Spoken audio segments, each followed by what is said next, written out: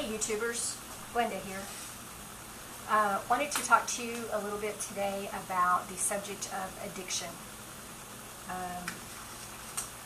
Addiction is a demonic force that comes to take you captive and strives to kill you through habit or repetition. If it cannot kill you, it will try to kill some part of your spiritual life.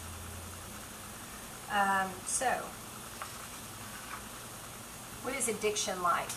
Addiction is like a cruel taskmaster that screams until you answer its call.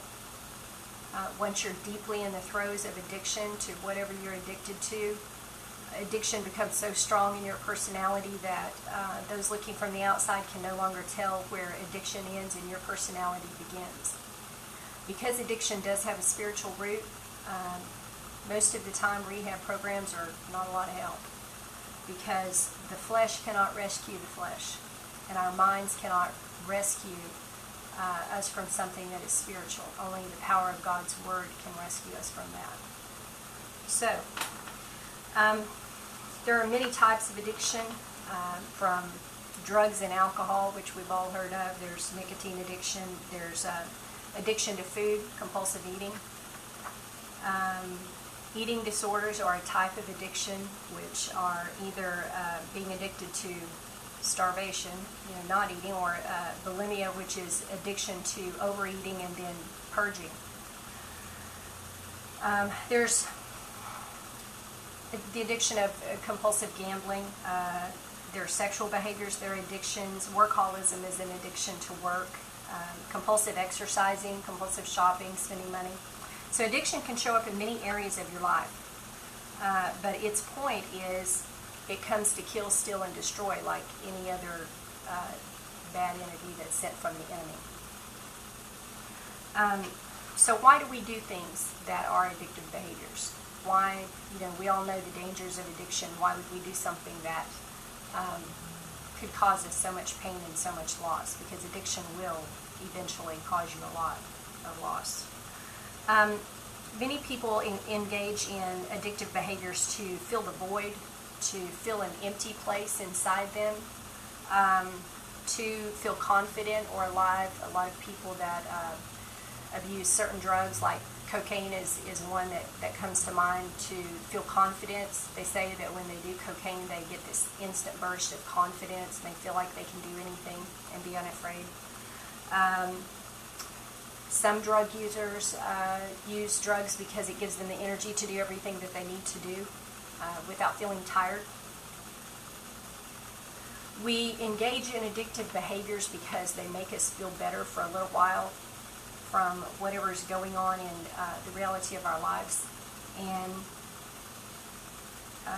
they help us to deal with pain in our lives and whatever is going on, and keep us from feeling like we are trapped in the pain of the reality of now with no escape. So there are ways of escaping. Whenever unhealed wounds of the past or the disappointments of today cause us great emotional pain, we don't find a lot of joy or happiness in now. And many of these addictive behaviors will help us to deal with those things. Maybe you have an emotional upset and suddenly you feel the urge to go shopping, whether or not you can afford to go shopping. That's the sort of thing that I'm referring to. Any addiction that sets itself up in your life, any place that the demon of addiction attaches itself to you, is an indication to you that there is an area of your life that has not been fully surrendered to God. And there's a need there somewhere in your soul that you are still trying to take care of yourself with the addictive behavior, with the Band-Aid fix of shopping or getting high or drinking. That is an area that God wants you to bring to Him and let Him fill that void with His love and His grace and His mercy. Whatever needs you have, He wants to be the one to take care of them. Those of us who are single, who don't have mates, the Bible says, and I'm speaking to all the single women when I say this, but it applies to the single men as well, that He is our husband. during our seasons of being single until he sends us someone. He is our husband. He will take care of our needs, and that can be financial needs or any other kind of needs. So we can go to him with everything, just as we would if we had a godly husband on earth. We would go to them with any problem or any need that we had. We can turn to the Lord in the same way. And it is the same for you men. You can take whatever you need to him and ask him to fulfill whatever place in your life that addiction is filling at the time.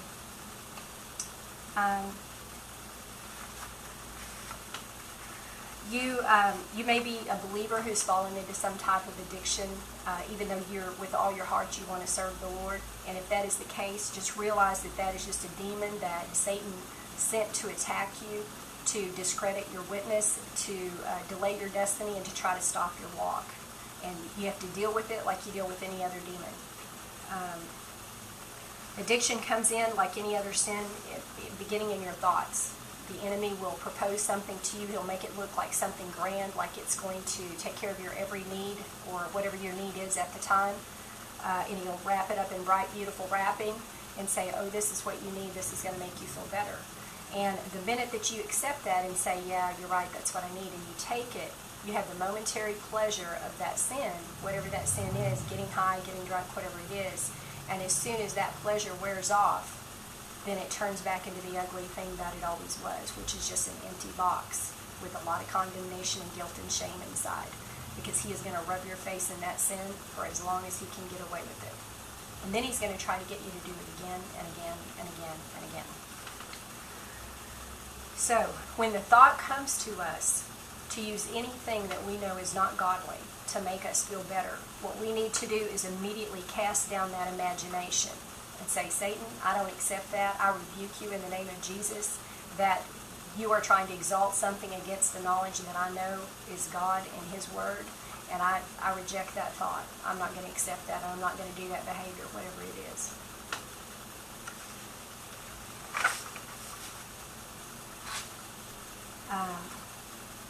If you are very deep in addiction, it's a fight to get yourself loose, because I have had a glimpse of the demon of addiction, and the demon that I saw had fishhook-shaped claws that were embedded. I was praying for a man, and they were embedded in his flesh, and I saw the man struggle and try to get free, and there were deep wounds everywhere his claws were in, and the demon would scream, and he had needle-like appendages on his body. And demons are very deformed. For those of you who have not seen into the dark realm, they are very deformed and very distorted and ugly things.